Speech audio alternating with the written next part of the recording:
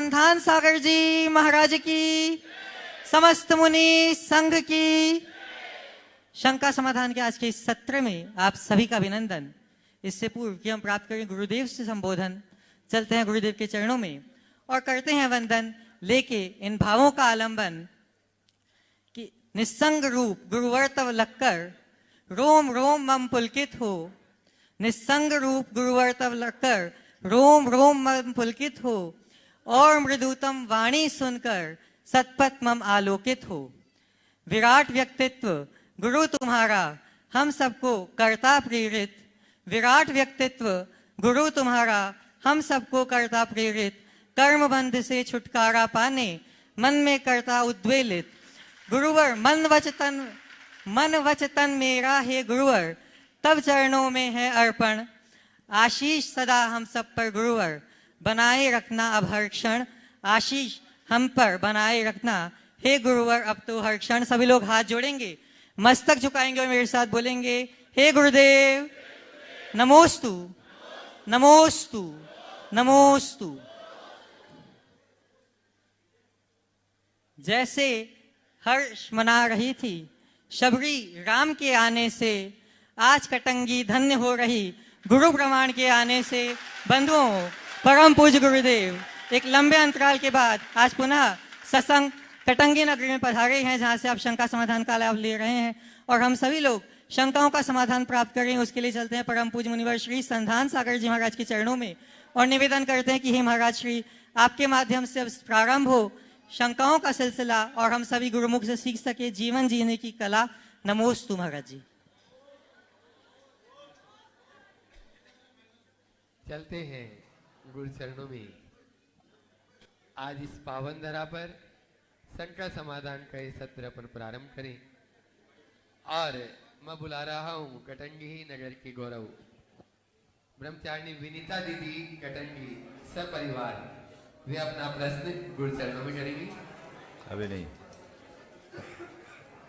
ब्रह्मचारी डब्बू भैया जी अपनी पूरी गौशाला कमेटी के साथ में गुरु चरणों में अपना प्रश्न करें, सिद्धता कर ले पूरी।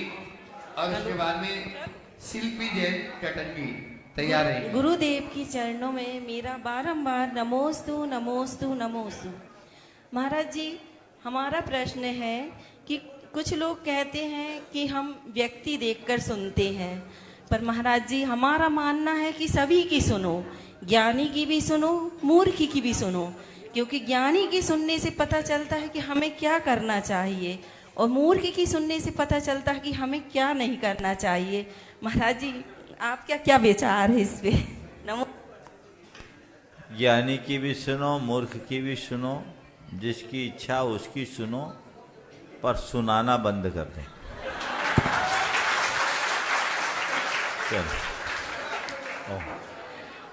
डब्बू भैया अपनी पूरी गौशाला कमेटी के साथ में संतोष जी बजाज जो मंत्री है गौशाला समिति के, वे भी साथ में हो जाए, पूर्व सांसद प्रतिनिधि। जय बोलो परम पूज्य आचार्य सीधे सवाल कर लो बाबा। महाराज श्री देखो सारी जयकार हो गई है, नमोस्तु भी हो गई, एक बार और कर लो, सबको आशीर्वाद है। अब सीधे सवाल करना, समय बचाना। महाराज जी आचार्य श्री की भावना थी कि कटंगी नगर में एक गौशाला खुली और बहुत ही सुचारू रूप से आचार्य श्री के आशीर्वाद से, आपकी आशीर्वाद से चल रही है। महाराज जी मेरा प्रश्न है कि एक जीव की रक्षा करने में सुमेरु पर्वत के स्वर्ण के दान का पुण्य लगता है, तो आचार्य विद्यासागर जी ने लाखों मुक्त पशुओं की जान बचाई। उसी मार्ग पर पूज्य गुणायतन प्रेरणिता पूज्य मुनि प्रमाण सागर जी भी चल रहे हैं और उन्हीं की ये पूरी शिष्य मंडली महाराज श्री चल रही, तो इनको क्या पुण्य लगेगा आप बताने की महाराज जी कृपा करें। नमोस्तु। हमें नहीं मालूम क्या पुण्य लगेगा, हम तो कहते हैं तुम सब कर लो, हमारा पुण्य भी ले लो। देखो पुण्य के लोभ से धर्म करने का वो मजा नहीं जो संवेदना से प्रेरित होकर धर्म करते हैं। तुम गौशाला और जीव दया का कार्य इसलिए मत करो कि इससे तुम्हें पुण्य मिलेगा, तुम इसलिए करो कि इससे मेरे हृदय की संवेदना प्रकट होगी, मेरा जीवन पुण्य बनेगा। गुरुदेव को उनके पुण्य से मत आंकना, पुण्य तो उनका असाधारण था और अर्जित करके गए, लेकिन उनका पुण्य कितना था मैं इसे नहीं देखता, वो खुद पुण्य स्वरूप थे, ये देखने की कोशिश करो। और मैं आप सब से कहना चाहता हूं, पुण्य कमाने के लिए धर्म मत करो, जीवन को पुण्य बनाने के लिए धर्म करो। समझ गए? वो दृष्टिकोण अंदर प्रकट हो जाए, जीवन धन्य होगा। चलिए।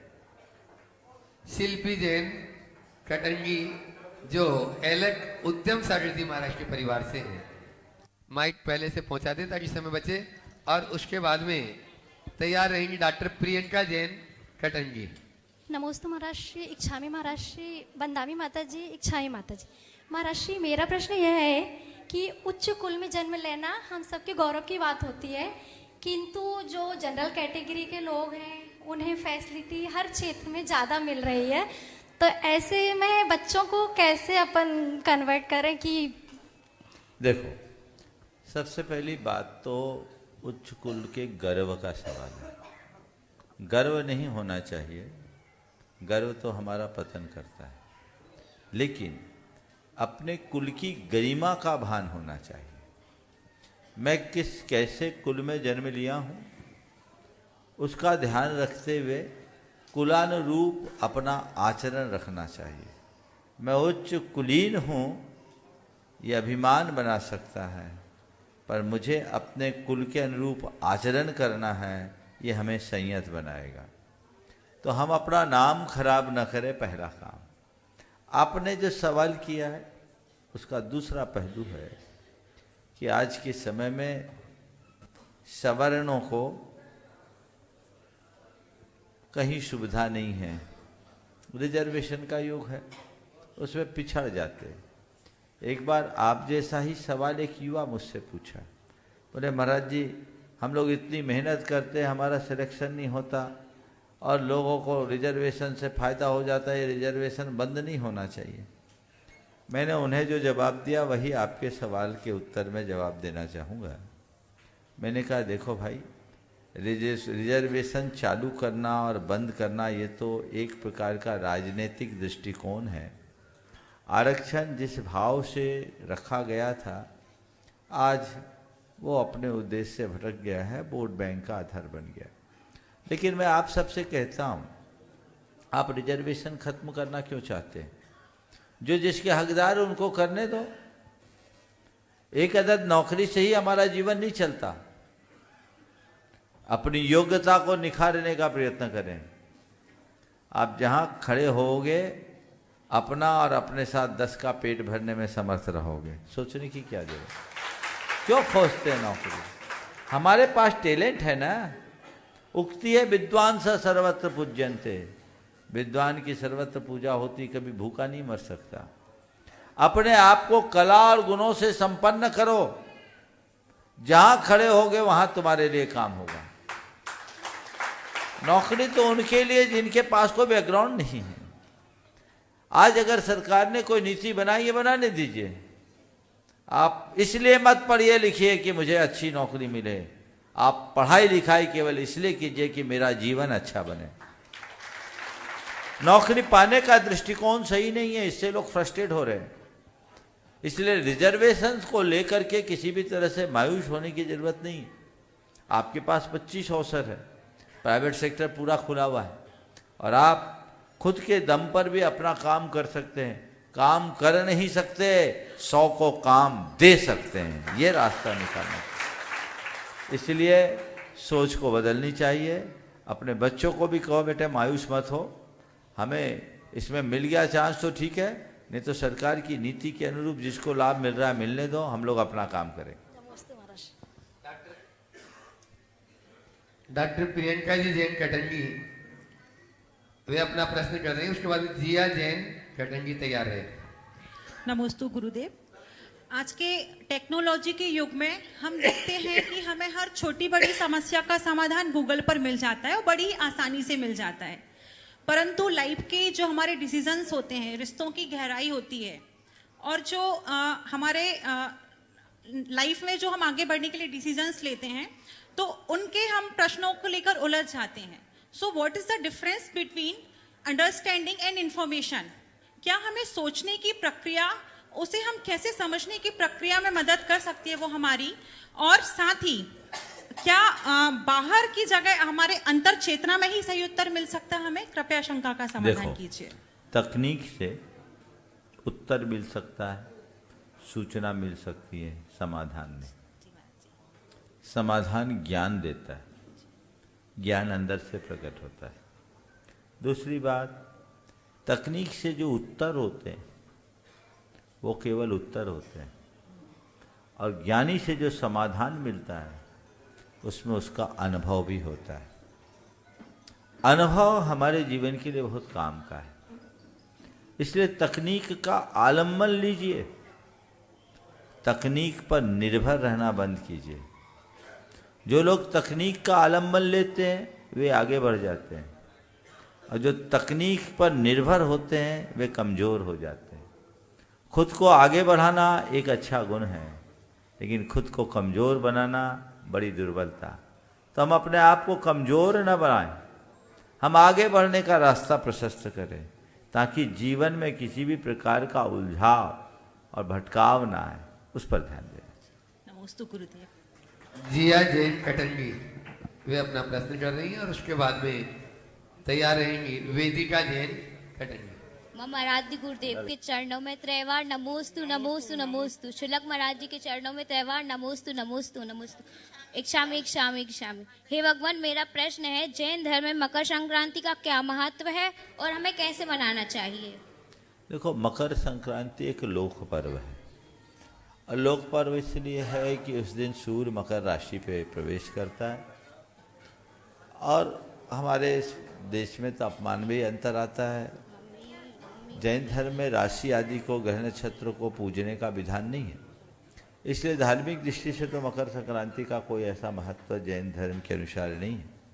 लेकिन ये लोक पर्व है, उस दिन से दिनमान बदलता है, प्रकृति में परिवर्तन आता है, और हम लोगों का जीवन, लोक जीवन, हमारी संस्कृति में प्रकृति के साथ बहुत जुड़ा हुआ रहा है। प्रकृति में घटने वाली हर अच्छी घटना को हमने एक उत्सव की तरह जिया है, भले हम उसे धार्मिक मान्यता से जोड़े या लौकिक मान्यता से जोड़े। तो संक्रांति के दिन तिल खाना, तिल क्यों खाते कि उस दिन से तिल तिल दिन बढ़ने लगता है। तिल खाए, गर्म करता है, प्रकृति के अनुकूल भी होता है। तो तिल खाते हैं, चूड़ा खाते हैं, दही खाते हैं। तो ये सब चीज़ों को खाने में हानि क्या है? ये धर्म मान के तिल मत खाओ, खाया भी नहीं जाता। चूड़ा खाना धर्म नहीं है, ये हमारी रीति, ये हमारी लौकिक परंपरा है। और लोक परंपरा के अनुसार जैन संक्रांति को उसी रूप में मनाते जैसे जैन मनाता है। जैनियों के यहाँ एक बहुत बड़ी बात है जो जैनों के अनाग्रही अनेकांतात्मक दृष्टिकोण को प्रकट करता है। सर्वम ही खलु जैनानां प्रमाणम लौकिको विधि यत्र सम्यक तो हानिर्न न च व्रत दूषणम। जैनियों को वे सारी लौकिक विधियां मान्य है जिसमें हमारे सम्यक्त की हानि न हो और हमारे व्रतों में दूषण न लगे, यानी हमारी मूलभूत आस्था प्रभावित नहीं होनी चाहिए और हमारे आचरण में शिथिलता, हमारे हिंसादिक पाप हमसे ना हो। तो ऐसा कार्य करने में कोई हानि नहीं है। इसलिए मकर संक्रांति को लेकर के कई लोगों ने अपना ज्ञान लगाया कि उस दिन सूर्य बहुत नज़दीक आ जाता है। चक्रवर्ती अपने विमान से, अपने महल से सूर्य में स्थित भगवान के बिंब के दर्शन करता है। ये कथन एक दो बार मैंने भी पहले कह दिया परंपरागत तरीके से चले आने की बात, लेकिन यथार्थ मकर संक्रांति को सूर्य तो हमसे बहुत दूर रहता है। वो कर्क संक्रांति के दिन सूर्य निकट रहता है, जिस दिन चक्रवर्ती उसको देखता है। तो कर्क संक्रांति तो आएगी आपकी जाकर आषाढ़ में, अभी नहीं। तो ये अंतर है। इसलिए मकर संक्रांति को धार्मिक दृष्टि से नहीं, इसे एक लोक पर्व के रूप में कई लोग पतंग उड़ाते हैं। अब पतंग उड़ाने का भी प्रसंग आ गया तो मैं इतना कहूँगा, भैया ऐसे पतंग मत उड़ाओ जिससे लोगों के प्राण उड़ जाए। प्राणियों के प्राणों का संरक्षण करें। आपके ही सवाल के उत्तर में ये संदेश मैं पूरे देश को देना चाहता हूँ। आजकल चाइनीज मंजा बहुत आ गया है और चाइनीज मंजा से पक्षीगण हताहत होते हैं, और पक्षीगण को तो जाने दीजिए, आदमियों के भी गर्दन में दिक्कत आई है। कई घटनाएं घटी। बहुत तीखा वो माजा होता है, तो उस पूरे के पूरे धागे को प्रयोग में लेना बंद करे। शायद कई जगह उसे प्रतिबंधित भी किया है, लेकिन फिर भी लोग उसका प्रयोग करते हैं। आप पतंग उड़ाइए, लेकिन ऐसे धागे से उड़ाइए जिससे प्राणियों के प्राण बचे, प्राण हरे नहीं। ये हमारा ध्यान रहना चाहिए। तो सभी को मैं कहूँगा कि इस बार की मकर संक्रांति में आपका उत्सव सबके जीवन का आधार बने, किसी के संहार का कारण न बने। महाराज जी आज गुणायतन के लिए छोटी सी गुल्लक प्रदान कर आशीर्वाद वहीं भेज देना। हाँ, वेदिका जैन कटंगी वे अपना प्रश्न गुरु चरणों में करे, उसके बाद में तैयार है कि विनय जी जैन पत्रकार है कटंगी। नमोस्तु महाराज जी, मेरा नाम वेदिका जैन है, मैं क्लास 12th में हूँ। मेरा क्वेश्चन ये है, जो लड़कियाँ बाहर पढ़ने जाती हैं उनके लिए कुछ दिशा निर्देशन दे दीजिए। हाँ, बोलो फिर से। जो लड़कियां बाहर पढ़ने जाती हैं उनके लिए कुछ दिशा निर्देशन दे दीजिए। लड़कियां हो या लड़के, बाहर पढ़ने जाना बुरा नहीं, बाहर पढ़ने जाइए, लेकिन बाहर पढ़ने वाले अपनी मर्यादाओं की रक्षा करें, कुछ संकल्पों से बंधे, अपनी लक्ष्मण रेखा निश्चित करें। मैं 7 नियम सबको देता हूं, आज सार्वजनिक रूप से दे रहा हूं। वे जो भी बाहर जाए संकल्प करे कि कभी भी नॉन वेज नहीं खाएंगे। दूसरा संकल्प, कभी किसी प्रकार का नशा नहीं करेंगे। तीसरा संकल्प, विवाह से पूर्व ब्रह्मचर्य रखेंगे। चौथा संकल्प, विवाह करे तो माता पिता की सम्मति से करेंगे, अपनी इच्छा से नहीं करेंगे, समझ गए? और अपने सधर्म विवाह करेंगे, विधर्म विवाह नहीं करेंगे। और छठवां संकल्प, कोई गलती हो जाए तो माँ बाप को जरूर बताएंगे। सातवां संकल्प, किसी भी परिस्थिति में सुसाइड नहीं करेंगे। एक छूट गया, दोस्ती को दोस्ती तक सीमित रखेंगे, उसे अफेयर नहीं बनने देंगे। ये 7 संकल्प सभी युवक युवतियों को लेना चाहिए, सामूहिक रूप से लेना चाहिए। अगर आप लोग लेना चाहें तो कल सुबह के सभा में सारे युवक युवती जो अविवाहित हैं, जो पढ़ने वाले हैं, सब ये ले सकते हैं, लाभान्वित हो सकते हैं। नमोस्तु महाराज। गुण विनय जी जैन पत्रकार है कटंगी से अपने बीच में, और उसके बाद में बेंगलोर से आज गुणमाला जी जैन यहाँ पर उपस्थित है, प्रश्न करेंगे। मुनि श्री जी के चरणों में अनंतों बार नमोस्तु नमोस्तु नमोस्तु। मुनि श्री जी, आज धर्म की गंगा बह रही है, चारों तरफ पहले की अपेक्षा बहुत ज़्यादा धर्म हो रहा है। और एक देखने में आता है कि कोई मुनिराज आरिका माँ अपने नगर में आती हैं, आने जाने में बहुत चलने वालों की कमी आ गई है। अपन धर्म तो बहुत कर रहे हैं और धर्म के प्रति होना भी चाहिए, मगर धर्म कैसा करना, इसके लिए थोड़ा सा मार्गदर्शन चाहिए।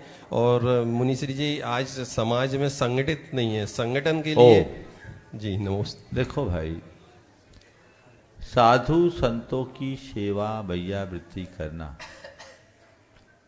समाज का, व्यक्ति का धर्म है, कर्तव्य है, करना चाहिए। सेवा ही तुम्हारा धर्म है।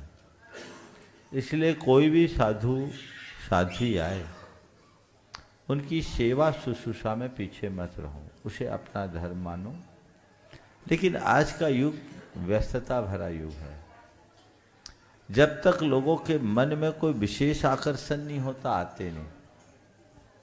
और जबरदस्ती किसी को ठेल ठेल के भेजा नहीं जा सकता। तो यदि कोई ऐसा होता है तो उससे लेकर के हताश नहीं होना चाहिए, प्रयास करना चाहिए, ऐसा वातावरण बनाए कि कोई भी साधु आए तो सब लोग बढ़ चढ़ के उनके आहार विहार निहार में सहयोगी बने। परंतु नहीं आते तो समाज के कुछ जिम्मेदार लोग ये सुनिश्चित करें कि साधुओं के बिहार में लोग रह सके। हर जगह हजूम की जरूरत नहीं है, लेकिन हजूम लगाया नहीं जाता, हजूम तो बन जाता है। आज मैंने तो आप लोगों को नहीं बोला, आप लोगों ने भी किसी को नहीं बोला होगा, पर मैं देख रहा हूं कि पूरी समाज उमड़ रही। और आज ही नहीं, हम तो रोज देखते हैं। तो ये चीजें एक व्यक्तिगत प्रभाव, सबके अपने अपने व्यक्तित्व का असर होता है जिससे लोग आकर्षित होते हैं। कल मैंने कहा था धर्म वैयक्तिक होता है, पुण्य सर्वव्यापी होता है। धर्म हर साधु का समान है, पुण्य हर साधु का समान नहीं होता। धर्म आत्मा का तेज बढ़ाता है और पुण्य बाहर का प्रताप। जिसका जितना पुण्य का प्रभाव होता है लोग उससे उतने आकर्षित हो जाते हैं, स्वाभाविक है। लेकिन हमें इस चकाचौंध में धर्म के तत्व को सुरक्षित रखना चाहिए और ये जिम्मेदारी समाज के धर्मात्मा कहे जाने वाले लोगों की है।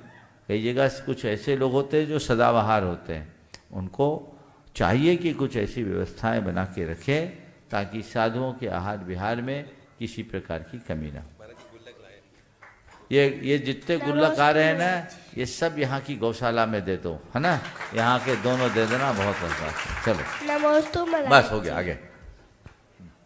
गुणमाला जी जैन बेंगलोर से अपने बीच में यहाँ पर उपस्थित है और उसके बाद में आज गोटेगांव समाज यहाँ पर सकल दिगंबर जैन समाज गोटेगांव राजकुमारी जैन, पंकज जी जैन के नेतृत्व में सभी साथी जन एक साथ तैयार हो जाएंगे।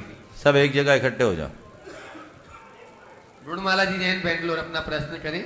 नमोस्तु मुनिश्री, मुनिश्री के चरणों में बारंबार नमोस्तु नमोस्तु नमोस्तु।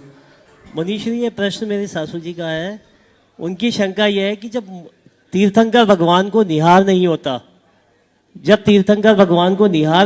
तो आजकल दीक्षा के समय भगवान को पीछी कमंडल क्यों दिए जाते हैं? तो तीर्थंकर भगवान की जठराग्नि ऐसी होती कि आहार होता, निहार नहीं होता। आज से बहुत पहले 1987 में एक बौद्ध भिक्षु गुरु चरणों में आए थुबोंजी में। उन्होंने गुरुदेव से कहा कि आपके यहाँ की दो बातें हमें समझ में नहीं आती। आज वो बात याद आ गई, इसे सुनाना चाह रहा हूँ तुम्हारे प्रश्न के उत्तर में। हालांकि प्रश्न से संबंध नहीं पर जुड़ा हुआ है। उन्होंने कहा कि एक सवाल तो ये है कि आपके यहाँ कहा जाता है तीर्थंकरों का रक्त सफ़ेद होता है, मेडिकल साइंस तो इसे नहीं मानता। गुरुजी ने कहा बिल्कुल ठीक कहते हो, रक्त तो सफ़ेद नहीं होता, फिर भी तीर्थंकरों से रक्त सफ़ेद निकलता है। बोले महाराज यही तो समझ में नहीं आ रहा कैसे निकलता है। गुरुदेव ने कहा कि ये बताओ, एक माँ जब अपने बच्चे को जन्म देती है तो उसके पास दूध कहाँ से आता है? बोले इसलिए कि बच्चे के प्रति ममता है। माँ के पेट में दूध केवल इसलिए उतरता है क्योंकि उसके बच्चे के प्रति ममता है। गुरुदेव ने कहा बस यही तो अंतर है। आम जन के एक माँ की एक बच्चे के प्रति ममत्व होने के कारण उसके पास 2 कटोरा दूध आता है, तो जिसके हृदय में प्राणी मात्र के प्रति ममत्व है उसका कंकण सफेद है। ये बात उनको समझ में आ गई। उन्होंने दूसरा सवाल किया कि एक बात समझ में नहीं आया कि वो आहार लेते हैं, निहार क्यों नहीं होता? गुरुदेव एक छोटे से पाटे पे ही बैठे थे, 4 इंच का पाटा था, नीचे एक लकड़ी का टुकड़ा पड़ा था। गुरुदेव को तो जवाब देने का अपना तरीका था। उन्होंने बोला देखो ये लकड़ी है ना, इसको जलाएंगे तो राख बनेगी। बोले हाँ महाराज राख तो बनेगी, कुछ तो वेस्टेज होगा। बोले अच्छा इसको जलाएंगे तो राख बनेगी। बोले हाँ राख बनेगी। बोले इसकी जगह अगर 1 मन कपूर जलाएं तो? बोले कुछ भी नहीं बचेगा। तो गुरुदेव ने उन्हें समझाया कि तीर्थंकरों की जठराग्नि इतनी प्रबल होती है कि जो कुछ लेते हैं सब कपूर की तरह भस्म हो जाती है, वो उनको निहार नहीं होता। अब निहार नहीं होता तो उनको पिछी कमंडल क्यों देते हैं? तीर्थंकरों के लिए नहीं देते, आज के मुनियों की पहचान बनाने के लिए वो दिया जाता है। प्रतिष्ठा शास्त्रों में विधान है तीर्थंकर को न पीछी की जरूरत होती न कमंडल। राजकुमारी जैन, पंकज जैन, सकल दिगंबर जैन समाज गोटेगांव के साथ में, और उसके बाद में सोंटी जी बजाज यहाँ के समस्त नवयुग मंडल के साथ में। परम पूज्य मुनि 108 श्री मुनि प्रमाण सागर जी महाराज की, गुणायतन प्रणेता, भावना योग के जनक, गोटेगांव के युवाओं के हृदय सम्राट, जन जन के संत महाराज जी, गोटेगांव सकल दिगंबर सेन समाज की ओर से आपके पावन श्री चरणों में कोटि कोटि नमोस्तु महाराज जी, नमोस्तु महाराज जी, नमोस्तु महाराज जी, इच्छामी महाराज जी, इच्छामी महाराज जी, इच्छामी महाराज। महाराज जी, भगवान राम 14 वर्ष वनवास जाके लौट के वतन को आ गए थे और हम लोग आपको मम आराध्य अपना इष्ट मानते हैं, गोटेगांव की सकल समाज।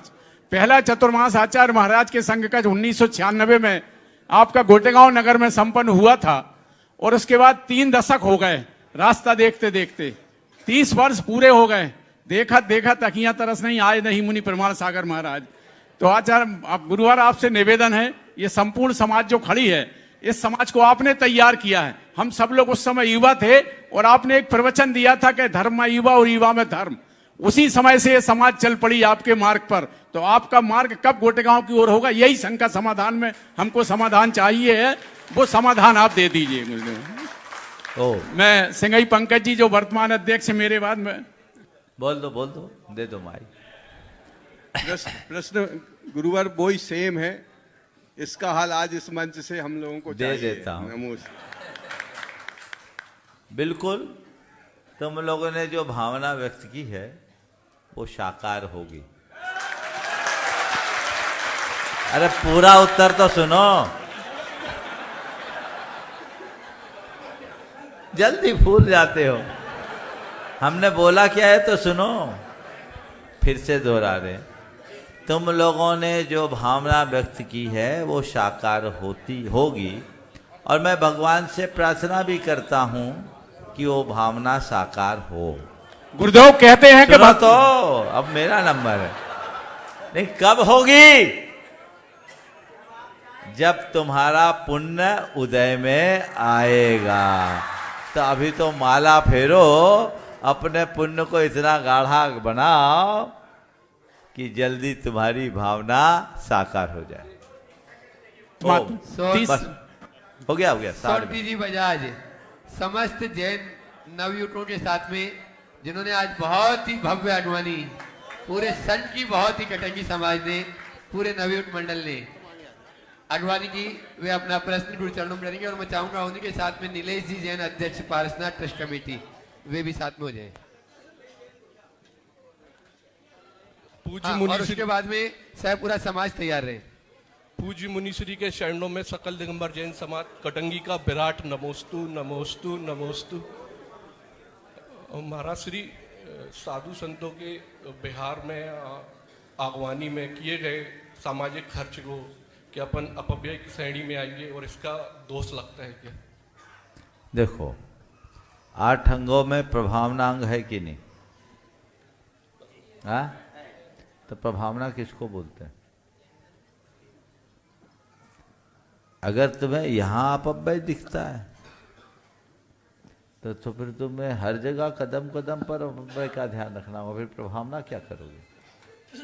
धर्म की प्रभावना कहलाती है और उसे बहुत व्यापकता और उदारता से संपन्न किया जाता है, जिससे चतुर्विध संघ का गौरव और गरिमा बढ़े, धर्म का मान बढ़े। उस काम में व्यय नहीं देखा जाता, उस काम में उसका परिणाम देखा जाता है। एक वातावरण बनता है सामूहिकता का, और सामूहिकता के वातावरण से प्रेरित होकर ऐसे अवसरों पर वे लोग भी आकर्षित हो जाते हैं जो कभी नहीं आते।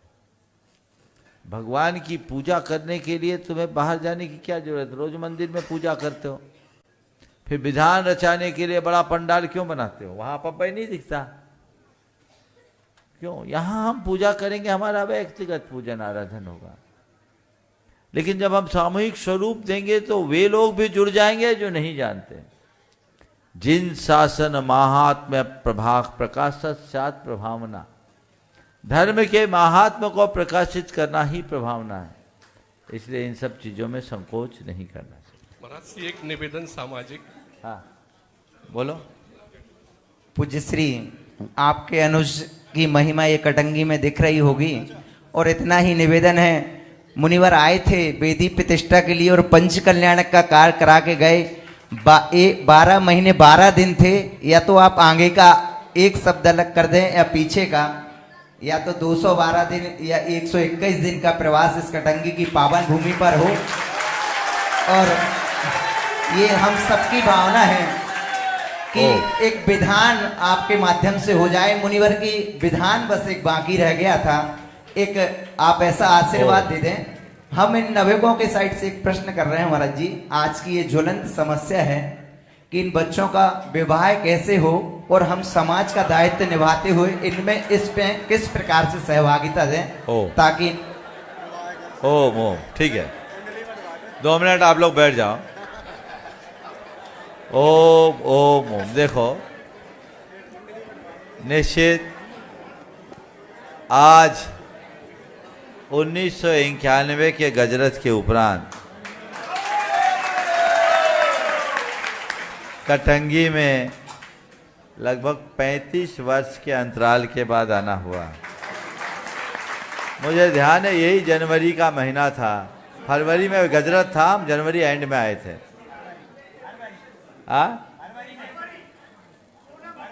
हम जनवरी के एंड में आए थे और यहाँ उस समय मुनि श्री क्षमा सागर जी महाराज, समता सागर जी महाराज थे और आर्यका प्रशांतमती पूर्णमती का भी संघ यहाँ था। बहुत भव्यता से आप लोगों ने गजरत महामहोत्सव को संपन्न किया था। लेकिन तब की कटंगी और अब की कटंगी में मुझे जमीन आसमान का अंतर दिखा। निश्चित ये बाहर का बदलाव हुआ, उसके साथ भीतर का भी बदलाव हुआ होगा। आपके यहाँ हमारे अनुज मुनि श्री विराट सागर जी महाराज ने बहुत लंबा प्रवास सानिध्य आपको दिया, पर यहाँ आने के बाद आज लगता है कि उन्होंने सानिध्य नहीं दिया, आप सबको बहुत बड़ा वरदान दे दिया। कटंगी जैसी जगह में इतनी अच्छी व्यवस्था जो बन गई है, मैं मानता हूँ बड़ी बड़ी समाजों में भी ऐसी व्यवस्थाएं नहीं है। ये नियमतः विराट सागर जी महाराज का ही प्रताप है और मैं उनके नेचर को जानता हूँ। जिसमें लग जाते हैं तो लग ही जाते हैं। आप लोगों का सौभाग्य रहा कि आपको वो मिल गए और आप लोगों ने उनका बहुत बहुत लाभ लिया है। मैं आप सबको बहुत बहुत साधुवाद और आशीर्वाद देता हूँ कि ऐसे कार्यों को आगे बढ़ाते रहें। और महाराज जी तो अपने ही महाराज जी हैं, आप लोग तो कहो सो कहो। कल ही मेरे पास संदेश आया था कि महाराज जी कटंगी जा रहे हैं कि नहीं जा रहे। हाँ, आज ये गोल्डी ने पूछा, बोले महाराज आप कहाँ रुकेंगे? हमने कहा जहाँ वो रुके थे वहीं रुकेंगे, और कहाँ रुकेंगे। हम लोगों का लंबा साथ रहा है और यहाँ आकर के ये सब चीज़ें देखकर मन में अच्छी प्रसन्नता होती है और हमें ऐसा ही प्रमोद भाव सर्वत्र बना के रखना चाहिए। आपका सवाल है शादी ब्याह के लिए क्या करें? भैया हमसे पूछ रहे हो शादी ब्याह, गलत जगह नंबर डायल कर दिया तुमने। हमसे तो पूछो महाराज सबको व्रती बनाने के लिए क्या करें, तो ब्रह्मचर्य का रास्ता पूछो। लेकिन सुनो, हाँ मैं भी तुम्हारी बात से सहमत हूँ कि सब अगर हमारी तरह ब्रह्मचारी बन जाएंगे तो हमारा धर्म वहीं खत्म हो जाएगा। क्योंकि धर्म तभी तक है जब तक संतति है, संतति के रहने से ही संस्कृति पलती है। सब बाल ब्रह्मचारी बन जाए तो प्रोडक्शन ही खत्म हो जाएगा, मामला गड़बड़ हो जाएगा। हमारे 24 में से 19 तीर्थंकरों ने पहले विवाह किया और बाद में उन्होंने वैराग्य को अपनाया। तो यदि आज युवक युवतियों के विवाह का सवाल है, एक बड़ी समस्या बन गई। छोटे गांवों में आजकल युवतियां जाना नहीं चाहती। अभी मैंने देखा इन दिनों, खासकर अभी पूरे बुंदेलखंड के अंचल से अब महाकौशल में आज एंटर हुआ हूँ, गांव गांव में लड़कियां भी हैं लड़के भी हैं, लेकिन सब डबल एमए ट्रिपल एमए कर लिए, 30-30 साल की उम्र हो गई लेकिन विवाह संबंध नहीं हो पा रहे। एक बहुत बड़ी सोच के बदलाव को दर्शाता है। एक सबसे बड़ी धारणा बन गई है, वह है बड़े शहर में संबंध करने की। इस धारणा को खत्म करना चाहिए। मैं यहाँ बैठी युवतियों से खासकर कहना चाहूँगा, सोच बदलो। अच्छा घर देखो, अच्छा वर देखो, छोटा बड़ा शहर मत देखो। आज के समय में टेक्नोलॉजी का दौर है, छोटे बड़े का भेद खत्म हो गया। आज जिसका अच्छा खासा व्यापार है, अच्छा खासा सेटअप है, भरा पूरा मकान है, वहां तुम संबंध नहीं करोगे और पूना मुंबई में 8 लाख 10 लाख 12 लाख के पैकेज वालों से संबंध करने को राजी हो जाओगे, जिनके घर का खर्चा चलाना भी उनको कठिन है। EMI चुकाते चुकाते ही सब सैलरी खत्म हो जाती, कहाँ रहोगे? ऐसे शहरों में जहाँ पूरा इंफ्रास्ट्रक्चर भी नहीं है। और फिर यदि यही सब स्थितियाँ बनी रहे, आज अपने बीच संघ के सदस्य भी बैठे हैं, प्रचारक महोदय, मैं उनसे ये कहना चाहता हूँ, एक संदेश ऊपर तक पहुँचाना चाहिए। हालांकि मैंने पहले भी ये बात कहा है, हमारी समाज में एक बहुत विकृत बदलाव आ गया है। हमारे समाज के सारे युवक युवती उच्च शिक्षा संपन्न होते जा रहे हैं। नतीजा वो बाहर बड़े बड़े शहरों में पढ़ लिख करके जॉब कर रहे हैं और हमारे शहर गांव खाली होते जा रहे हैं। अभी भोपाल जैसे शहर की बात कर रहा हूं, हमने भोपाल में देखा कॉलोनियों में 60 से 70% घरों में केवल सीनियर सिटीजन रह गए हैं। उनके बच्चे सबके बाहर हैं, या तो भारत में या भारत से बाहर। कल क्या होगा, उनकी संतान उनकी संपत्ति बेचने के लिए आएगी और उनको कोई मतलब नहीं रहेगा। फिर क्या होगा? हमारे सारे गांव शहर खाली हो जाएंगे। नतीजा पूरे समाज की डेमोग्राफी चेंज हो जाएगी, जो बहुत खतरनाक संकेत है। 25 से 30 साल बाद जो बदलाव आएगा, शायद सरकार उसको कुछ नहीं कर पाएगी। इसलिए सरकारों को इस पर ध्यान देना चाहिए, इसके लिए सत प्रयत्न करना चाहिए और कोई ऐसा रास्ता निकालना चाहिए जिससे लोग पढ़ लिख करके नौकरी में जाए पर उनका घर न छूटे। इसके 2 समाधान मुझे दिखते हैं। एक तो सभी बड़ी मल्टीनेशनल कंपनीज के कारपोरेट ऑफिसेस को छोटे और मझोले शहरों में रखे, C और B ग्रेड के शहरों में रखें, वहाँ का इंफ्रास्ट्रक्चर मजबूत करें। और दूसरा, ऑनलाइन सेवा को बढ़ावा दें। एक परसेंटेज रेशियो फिक्स कर दे कि इतना परसेंट रेशियो, इस अनुपात से उनको ऑनलाइन ही रहनी पड़ेगी, तो वो लोग अपने घर परिवार से विमुख नहीं होंगे। मैं तो तब आश्चर्य में पड़ गया, मैं इंदौर भी रहा हूँ और भोपाल भी रहा और जयपुर भी। इंदौर, भोपाल और जयपुर कोई छोटे मोटे शहर नहीं है, लेकिन यहाँ की भी कहानी ये है कि उनके बच्चे उनके पास नहीं है। तो ये बदलाव है, भटकाव है, इससे बचना चाहिए। युवक युवती अच्छा घर देखे, अच्छा वर देखे, छोटा बड़ा शहर न देखे। और एक बात और, मैंने कई बार पहले भी बोला, मैं उत्तर प्रदेश में विहार कर रहा था। वाराणसी इलाहाबाद के बीच में बहुत छोटे छोटे गांव हैं, मझमा, चंपाहा, सराय, अकील वगैरह वगैरह, एकंगर सराय। यहाँ जायसवाल जैन समाज के छोटे छोटे परिवार। मैंने उन लोगों से पूछा, तुम लोग अपना शादी विवाह कैसे करते? बोले महाराज हमारे समाज में हमने एक नियम बना रखा। बोले क्या? बोले जो बेटी देता उसी को बेटी देते, इधर लो और दो। तुम लोगों को जब बेटी लेनी हो तो छोटी हमारे गांव में आ जाए, और अपनी बेटी देनी हो तो तुम लोग भी दोहरा मानदंड रखते, हम तो अपनी बेटी को बड़ी सिटी में देंगे। लोकल विवाह को बढ़ावा देना चाहिए। चलिए, हेलो भावना भाई। हाँ। पूरा समाज, पूरी समाज यहाँ पर एक साथ आइए, वे अपना प्रश्न, अपनी बात गुरु चरणों में संक्षेप में करें और उसके बाद में माइक मंच तक लेकर आए। और अपने बीच में आज मंचासीन आरिका वी जिज्ञासा श्री जी यहाँ पर उपस्थित हैं, वे अपना प्रश्न गुरु चरणों में करेंगी। नमोस्तु महाराज से, नमोस्तु महाराज से, नमोस्तु महाराज से। महाराज से 36 साल का लंबे इंतजार के बाद आज सहपुरा जैन समाज अपना निवेदन तो लेके आई है, लेकिन हम सब एक निमंत्रण लेके आए हैं, एक पार्टी लेके आए हैं हमारे मूल नायक श्री पार्श्वनाथ भगवान का। मूल नायक पार्श्वनाथ भगवान जिनको विराजमान किया है इस धरती के जीवंत भगवान आचार्य विद्यासागर महाराज ने 2021 में उन्हें प्राण प्रतिष्ठा दी थी। और जब वो प्राण प्रतिष्ठा दी तो उस मूर्ति में वो आचार्य भगवान भी एकाकार हो गए। जब हम उस मूर्ति को निहारते हैं तो ऐसा लगता है कि आचार्य भगवान के साक्षात दर्शन हमको हो रहे हैं। आज दर्शन के पश्चात मूल नायक श्री पार्श्वनाथ भगवान ने हमको संदेशा दिया कि यहाँ से 20-25 किलोमीटर दूर कटंगी ग्राम में आचार्य भगवान के एक प्रिय शिष्य मुनि श्री प्रमाण सागर जी महाराज उपस्थित हैं। सारा संघ एक एक करके दर्शन कर गया है। आचार्य समय सागर जी अभी कुछ पूर्व गए, योग सागर जी, नियम सागर जी, प्रणम्य सागर जी, वीर सागर जी।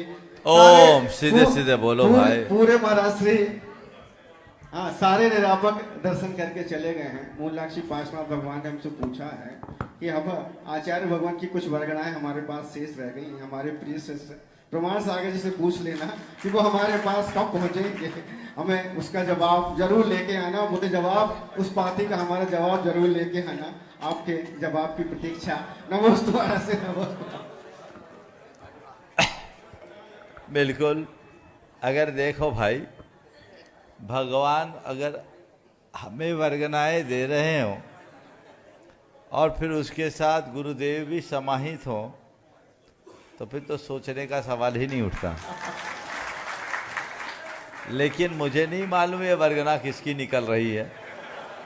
अभी तो तुम्हारे माइक से ही उद्गार के रूप में वर्गनाएं निकल रही है।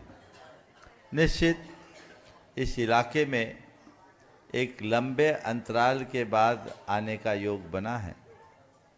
आप सबकी भावनाएं मैं जानता हूँ, मैं देख रहा हूँ। जो हमारे समय में छोटे छोटे बच्चे थे वे सब बच्चे वाले हो गए हैं और कईयों के तो बच्चे के भी बच्चे हो गए हैं।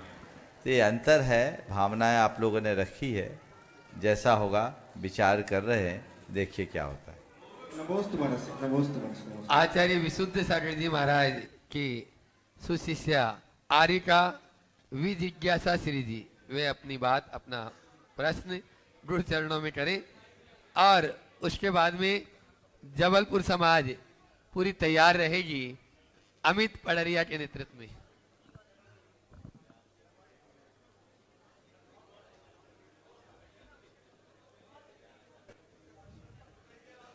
परम पूज्य प्रमाणिक तत्व प्रदाता ओम श्रमण श्री प्रमाण सागर जी महामुनिराज के पावन चरणों में कोटि सह नमोस्तु।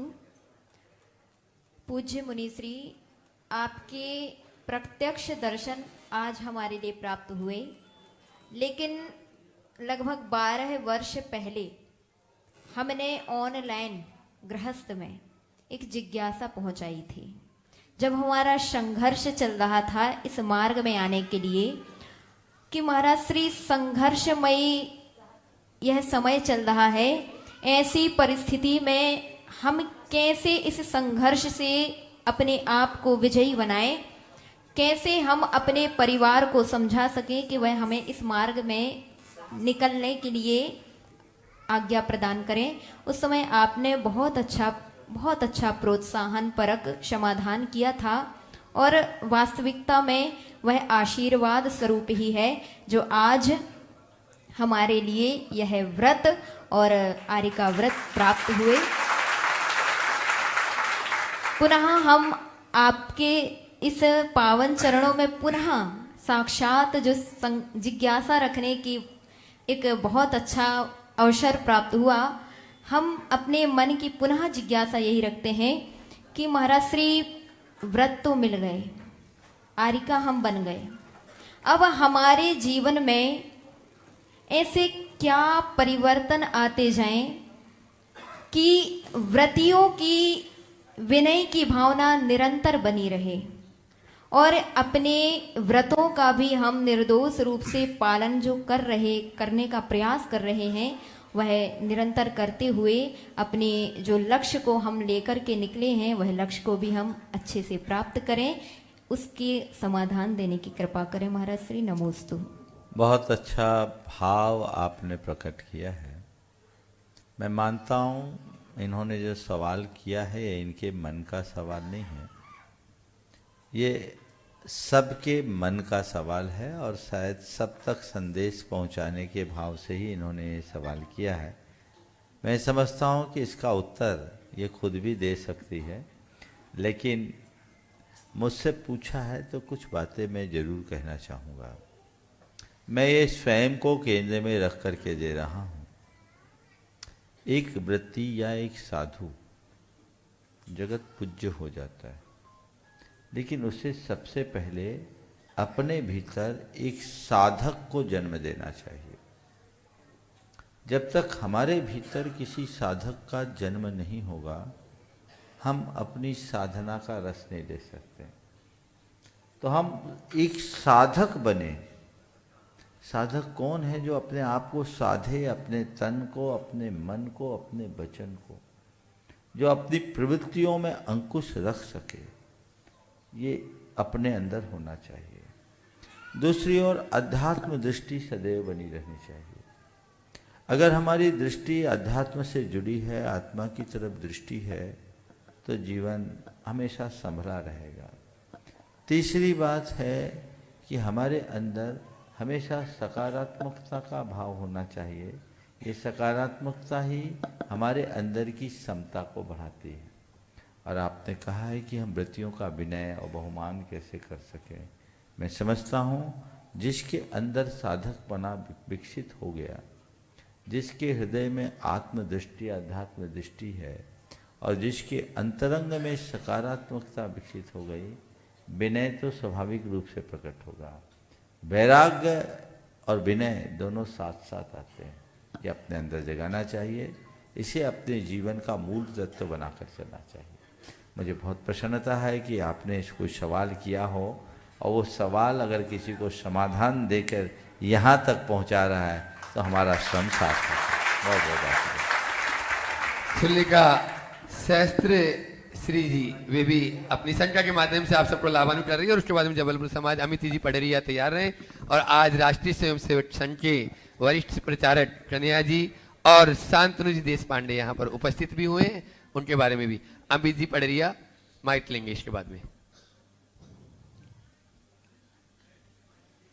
परम पूज्य प्रमाण वक्ता मुनिवर श्री 108 प्रमाण सागर जी महाराज के पावन द्वय चरणों में मैं सहर्ष श्री माता जी की ओर से त्रिवार कोटि कोटि नमोस्तु करती हूँ। समस्त संघ के चरणों में नमोस्तु इच्छामि, पूज्य माता जी के चरणों में वंदामि। पूज्य मुनिश्री, दीक्षा के पहले हम आपसे आशीर्वाद लेने के लिए भोपाल में गए थे और आपका मुझे बहुत ही वात्सल्य प्राप्त हुआ। और जब मुझे समाचार मिला कि आपका इधर पर पदार्पण हो रहा है तो सच बताऊं 2 दिन से ही मैं एक एक क्षण की प्रतीक्षा कर रही हूँ कि कब मुझे पुनः आपके दर्शन मिले। और कहते हैं साधुओं के दर्शन करने से सातिशय पुण्य का बंध होता है, तो आज मुझे लगता है मुझे सातिशय पुण्य का बंध हो गया होगा। हे पूज्य मुनिश्री, मैंने अभी हाल में ही 1 महीने 12 दिन ही हुए दीक्षा लिए और दीक्षा के पहले मेरे अंदर बहुत सारे विकल्प आ रहे थे कि आज बहुत सारे धर्म के सुंदर सुंदर आयतन बन रहे हैं, विशाल विशाल मंदिर बन रहे हैं, साधुगण भी व्रतीगण भी दीक्षा ले रहे हैं और नामक साधु बन रहे हैं। लेकिन वर्तमान में जब हम देख रहे हैं कि मंदिर तो सुंदर है लेकिन मन सुंदर नहीं बचे, साधु भी बहुत सारे हैं लेकिन एक साधु के राग में दूसरे साधुओं के प्रति जो अवहेलना और अनादर का भाव आ रहा है, उससे मेरे परिणाम बहुत ज़्यादा विकृत हो रहे थे। फिर मैंने अपना इस मार्ग पर कदम बढ़ाया, श्रद्धा पूर्वक और गुरु का आशीर्वाद लेकर के। हे पूज्य मुनिवर, जो न्यू जनरेशन है प्रेजेंट टाइम में, वह ना तो साधुओं के निकट ज़्यादा बैठना चाहती है, ना समाज में धर्म आयतनों में ज़्यादा आना पसंद करती है। सिर्फ उनके माइंड में एक ही क्वेश्चन क्रिएट होता है कि उनसे अच्छे तो हम हैं, जहाँ लड़ाई झगड़े होते हैं उनसे अच्छा तो हम ही हैं। तो आज वर्तमान में हर चीज़ की सुविधा होते हुए भी जो आज के व्यक्तियों के द्वारा न्यू जनरेशन धर्म से दूर हो रही है, तो हमारे जैन धर्म का इसमें जैन धर्म से भी हर एक युवा दूर होता जा रहा है। इसमें हमारे वरिष्ठ लोगों को अपनी जैन धर्म को सुरक्षित रखने के लिए क्या विचार करना चाहिए, कृपया कर समाधान दीजिए। नमोस्तु मुनिषि। ओम, आपने बहुत अच्छा भाव प्रकट किया। देखो, ये चीजें हर युग में होती है। एक साधक और एक बैरागी को इन चीजों से रंच मात्र भी प्रभावित नहीं होना चाहिए। एक उक्ति को सदैव याद रखना चाहिए, आप भला तो जग भला। हम दूसरों को देखेंगे, उसके चक्कर में हम अपना रास्ता अवरुद्ध करें, ये ठीक नहीं। लोग क्या कर रहे हैं इसे देखोगे तो रुक जाओगे, हमें क्या करना है इसका ख्याल रखोगे तो आगे बढ़ पाओगे। जो लोग कर रहे हैं वो हमें नहीं करना, हमें वही करना है जो हमें करना है। जो बातें आज आपको अच्छी नहीं लगती, उन बातों से बिल्कुल अपने आप को अप्रभावित रखो, दूर रखो और तय कर लो कि ये कार्य मैं अपने जीवन में कभी नहीं करूं। ये कली काल है, खोटा काल है। ऐसे काल में ये सब परिणाम होंगे, होते आए। ये आज नहीं, अगर इतिहास पलट करके देखें तो समय समय पर ऐसा होता रहा है। हमारे अंदर की जब कषाय प्रबल हो जाती है तो धर्म गौण हो जाता है। धर्म भाव को हम विकसित करें ताकि हमारे अंदर की कषाय खत्म हो। हमारी कोशिश हो कि अहो भाव बढ़े, अहम भाव मिटे। विडंबना है कि आज अहम भाव पुष्ट हो रहा, अहो भाव गौण हो रहा है। हमें उसे दूर करने का प्रयास करना चाहिए। नई पीढ़ी को भी यही समझाना चाहिए। एक बार एक युवक मेरे पास आया, उसको आगे बढ़ने की इच्छा थी, पर वर्तमान समसामयिक परिस्थितियों से प्रेरित होकर के उसने कहा, महाराज ऐसा ऐसा ऐसा, इसलिए हमारी दीक्षा लेने की इच्छा, थोड़ी हिम्मत नहीं हो रही। बहुत पुरानी बात है, 10 साल पुरानी बात। मैंने कहा अभी कौन सा काल चल रहा है? बोले पंचम काल है। बोले पंचम काल का नाम क्या है? बोले दुखमा काल। बोले आगे कौन सा काल आएगा? बोले दुखमा दुखमा। तो हम बोले बोल भाई, आज नहीं कर पाएगा तो कल समय सुधरेगा क्या? समय तो ह्रास की ओर जा रहा है, वो सर्पनी काल है, ह्रासोन्मुख काल है। अभी दुखमा है, कल दुखमा दुखमा आएगा तो फिर कुछ नहीं कर पाएगा। इसलिए अभी जो कर सकता है, जितना बन सकता है वो कर ले। दूसरे गलत कर रहे हैं, हम गलत करें ये जरूरी नहीं। हमारी कुशलता इसी में है। तो हमें यही एक भाव रखना चाहिए और हमें समरसता को जीने का अभ्यास करना चाहिए। कटुता से मुक्त होकर कुशलता अपनाना चाहिए। मेरे एक बार गुरुदेव से एक सवाल किया था पनागर में 1988 में, शीतकाल चल रहा था, दिसंबर का महीना था। तो उस संदर्भ में गुरुदेव ने एक बहुत अच्छा वाक्य कहा था, हमें कट्टरता नहीं कुशलता का परिचय देना चाहिए। गुरुदेव का वाक्य था क्या? कट्टरता नहीं कुशलता का परिचय देना चाहिए। कट्टरता से कटता बढ़ती है और कुशलता में समाज संभलते हैं। तो ये जो आजकल कटुतापूर्ण व्यवहार हो रहा है, चाहे जिसकी तरफ से, ये मान करके चलना, वहाँ धर्म नहीं टिक सकता। जहाँ कषाय है, जहाँ अहंकार है, वहाँ धर्म नहीं है। इसलिए लोग क्या कर रहे हैं उधर बिल्कुल मत देखो, हमें क्या करना है इसे याद रखो, रास्ता इसी में हो। और अब बुला रहा हूं जबलपुर पूरी समाज यहाँ पर बहुत ही उत्साह के साथ में उपस्थित है। अमित जी पड़रिया, वे अपना माइक वहां तक पहुंचाएं। शीघ्रता से नाम किसी के नहीं बोल रहे, प्रश्न बहुत सारे हैं मैं जान रहा हूं, लेकिन उनका पहले अमित इनको कर लो, फिर अपना निवेदन कर लेना। सब लोग जबलपुर पूरे एक साथ में। सर्वप्रथम मैं आमंत्रित करूंगा रायसेठ राष्ट्रीय स्वयंसेवक संघ परिवार से वरिष्ठ प्रचारक और प्रांत कार्यालय के प्रभारी सम्मानीय श्री कन्हैया जी हमारे बीच उपस्थित हैं। वे गुरु चरणों में अपने भाव रखेंगे। आचार्य श्री के चरणों में मेरा मुनि श्री, हाँ। मुनि श्री के चरणों में मेरा कोटि कोटि प्रणाम, नमोस्तु।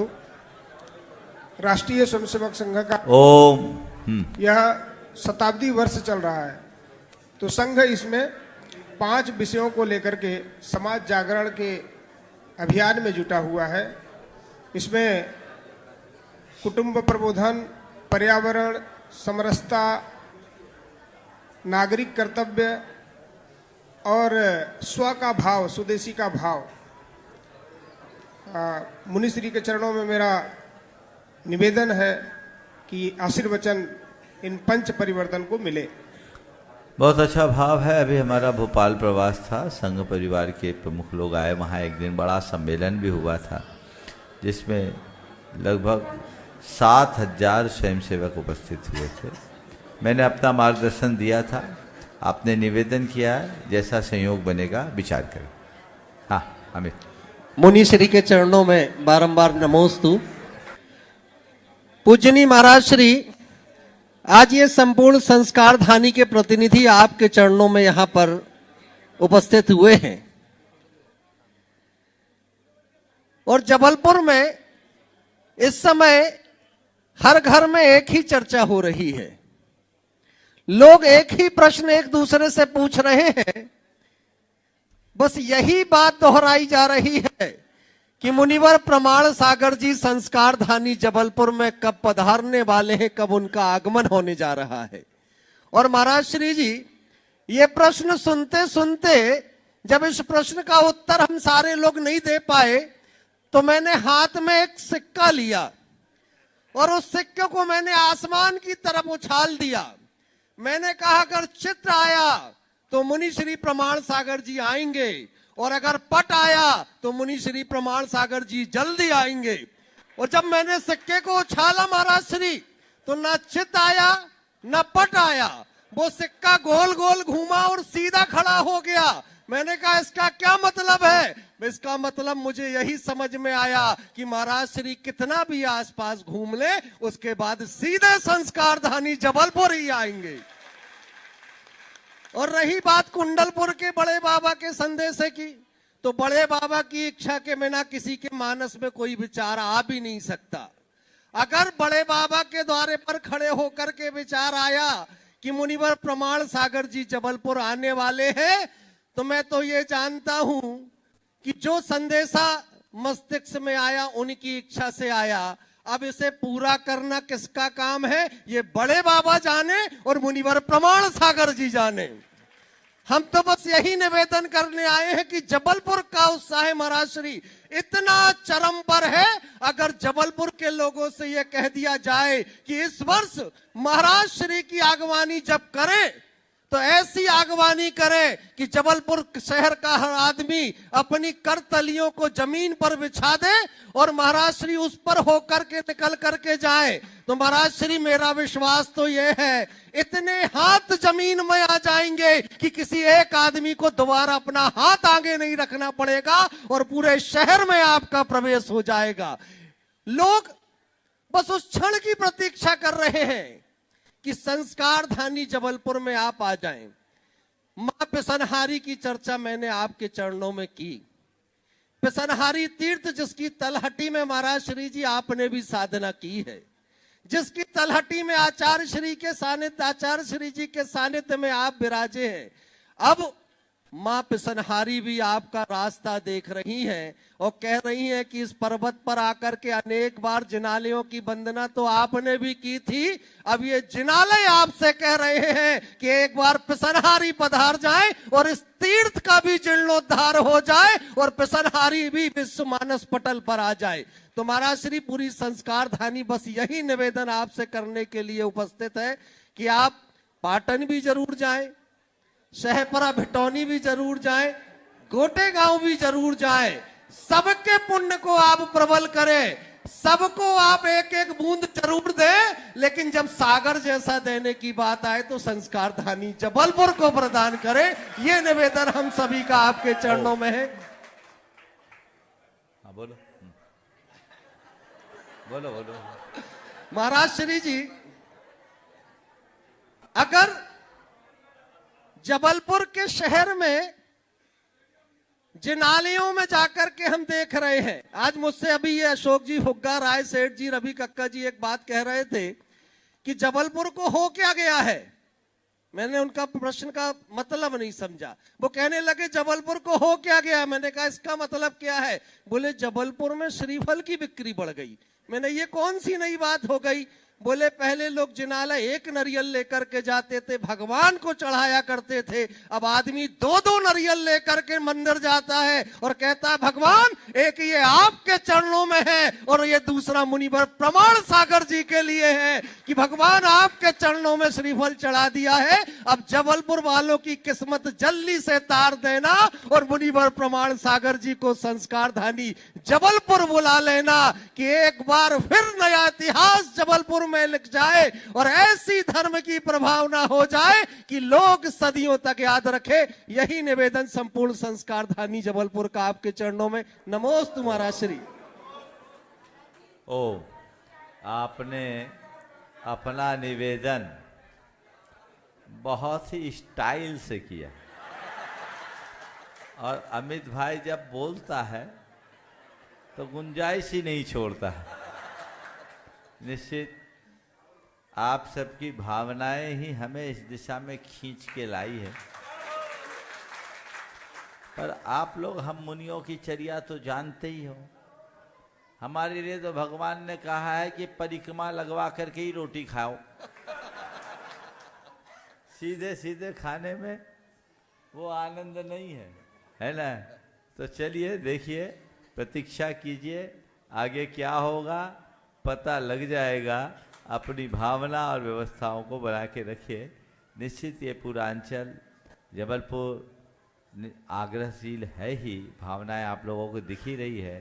साथ में सैपरा, गोटेगांव, पाटन, चरगुआ सब अपने अपने भाव प्रकट कर रहे हैं। अब जिसका जैसा भाग्य होगा समय पर सबको मालूम पड़ जाएगा। विक्की, बहुत बहुत विवेक भाई टुनटुरी, वे अपनी बात गुरु चरणों में शीघ्रता से करें और उसके बाद में आज अपने बीच में जैन श्रेयांश सांदेलिया जी, कोनी जी, पाटन जी, बालचंद जी जैन, अब ऐसा दीजिए भ्राता सांदेलिया जी यहाँ पर उपस्थित हैं। वे भी अपनी बात अपना प्रश्न गुरु चरणों में करेंगे। शीघ्रता से माइक पहुंचाएं। हाँ विक्की। नमोस्तु महाराज जी। महाराज जी, एक गुणायतन परिवार को आज एक दुखद समाचार ओम ओम ओम शांति शांति। नमोस्तु महाराज जी। आज गुणायतन परिवार को एक दुखद समाचार प्राप्त हुआ। जेके मसाला परिवार के सदस्य श्री चंद्र कुमार जी काला का निधन कल हो गया था। पूरा परिवार शोकमग्न है और इस घड़ी में आपसे आशीर्वाद चाहता है। नमोस्तु महाराज। देखो भाई, आना जाना लगा हुआ है, कब किसकी बारी आ जाए कहा नहीं जाता। हम लोगों ने बचपन से ये सुना है, राजा राणा छत्रपति हाथिन के असवार, मरना सबको एक दिन अपनी अपनी बात। निश्चित किसी का अपने बीच में उठ जाना किसी को अच्छा नहीं लगता, लेकिन नियति की परिणति के आगे किसी का जोर नहीं चलता। चंदू भाई बड़े ही कर्मठ, युवा, लगनशील, संस्कारनिष्ठ व्यक्ति थे। पूरा काला परिवार ही बहुत समर्पित परिवार रहा है। काल ने आज उनको अपने बीच से छीना। पिछले कई दिनों से वे एक गंभीर बीमारी से भी ग्रसित थे। मैं पूरे परिवार को ये कहना चाहूँगा कि ऐसी घड़ी में धैर्य रखें। विपत्ति में धैर्य ही हमारा सबसे बड़ा संबल होता है। इस धैर्य को बिल्कुल न खोए, धैर्य धारण रखें और ऐसी घटना को शोक का निमित्त बनाने की जगह वैराग्य का निमित्त बनाएं। जो होना था सो हो गया, अब आगे हमें क्या करना है इसे देखें। ये समझें कि जन्म मरण तो लगा हुआ है, हम कैसे जन्म मरण के चक्कर से ऊपर उठे और अजर अमर शाश्वत पद को प्राप्त करें, हमारा ये प्रयास होना चाहिए। मैं पुनः पूरे परिवार को बहुत बहुत आशीर्वाद देता हूँ कि जेके मसाला परिवार अपने संस्कारों के प्रवाह को इसी तरह बनाए रखे। बहुत बहुत आशीर्वाद। हाँ कोनी जी। श्रेयांश जी सांदेलिया, कोनी जी पाटन से, निर्यापन श्रवण वैसाखी जी महाराष्ट्र के भ्राता, अपनी बात अपना प्रश्न गुरु चरणों में संक्षेप में करेंगे। नमोस्तु महाराज जी, नमोस्तु। कुंडलगिरी कोनी जी और पाटन समाज की तरफ से निवेदन है कि आपके चरण कुंडली कोनी जी में पढ़ें। उसके साथ मेरा प्रश्न यह है कि हम मनुष्य पंचेंद्रिय के कारण से अपना पाप पुण्य संग्रहित करते हैं और कहते हैं कि बहुत से योनियों में हम आके और ये मनुष्य जीवन पाए हैं, तो दूसरे जीव अपने पाप पुण्य कैसे प्रगाढ़ करते होंगे जिससे उनको मनुष्य योनि मिलती है? ओ, बहुत सुंदर आपने सवाल किया है कि हम पाप पुण्य के बहुत सारे आलम्बन हमारे पास हैं और हम अर्जित करते हैं। दूसरे प्राणियों के पास पाप पुण्य के उतने आलम्बन नहीं हैं। वे अपने जीवन में कर्म का बंधन कैसे करते हैं? आपके प्रश्न का सार कुछ यही है। निश्चित जितने आलम्बन मनुष्य के, ओम शांति, जितने आलम्बन मनुष्य के पास है उतने अन्य प्राणियों के पास नहीं है। और इसी वजह से मनुष्य जितना पुण्य पाप कर पाता है अन्य प्राणी नहीं कर पाते। लेकिन अन्य प्राणी भी, खासकर संगी पंचेंद्री, मनुष्य के अतिरिक्त पशु पक्षी और देव नारकी अपने जीवन में पुण्य पाप अर्जित करते हैं। भाव उनके साथ भी है, वो अपनी प्रवृत्तियों के अनुरूप काम करते हैं। मत्स्य सप्तम नरक तक भी जा सकता है और 16वें स्वर्ग तक भी जा सकता है। वे भी व्रती बन सकते हैं। वे भी अपने जीवन में अपनी भूमिका के अनुरूप संयम को ग्रहण कर सकते हैं। भाव और कषाय सबके साथ है। जिसके पास आलम्बन अधिक है उसके जीवन में पुण्य पाप की प्रगाढ़ता होती है। जिनका आलम्बन कमजोर है उनका वह पुण्य पाप उतना प्रगाढ़ नहीं होता। लेकिन बंधन मुक्त कोई नहीं होते, क्योंकि बाह्य आलम्बन की हीनाधिकता भले हो, आंतरिक भाव सबके साथ जुड़ा है और असली आलम्बन भावों का ही आलम्बन होता है। इस प्रकार आज के इस सत्र को परम पूज्य गुरुदेव के चरणों में नमन अर्पित करते हुए यहीं पर विराम। बोलिए अहिंसा परमो धर्म। ओम। पूरे 7 बज गए, 1 घंटा 10 मिनट हो गया, 10 मिनट एक्स्ट्रा हुआ है। अब जो रह गए वो रह गए। आप सबके भाग्य से ये लाभ मिला है। कल प्रातः काल आप लोग लाभ लेना चाहो, क्या रखा है गोल्डी?